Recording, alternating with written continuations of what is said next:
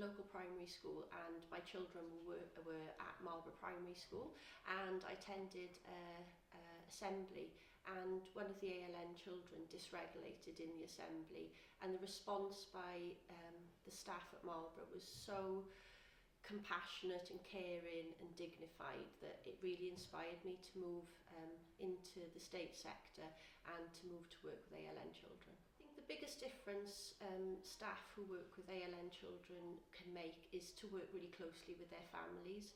So I think for me it's helping the child during the day, is supporting the staff to support the children, but also it's really working with the family to support them to access more services, to know what's available to them, and just really supporting them through what can be a really difficult journey. I think you have to have a really big heart. I think that's the most important thing. I think you have to love your children, your staff, the families and your community.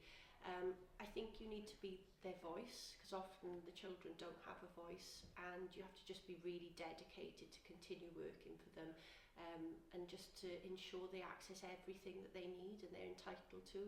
But I think love is the overriding characteristic you need.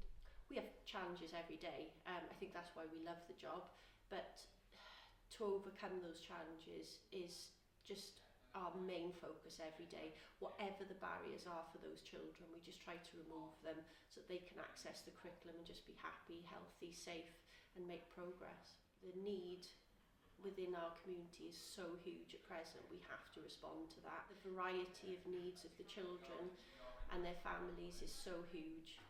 It's essential, and I think it is great that that expansion's happening really quickly. I think the job has changed constantly. My career's changed constantly. Just as you kind of perfect one kind of part of your career, the job changes, the needs of the children in our community change, and you have to adjust as well.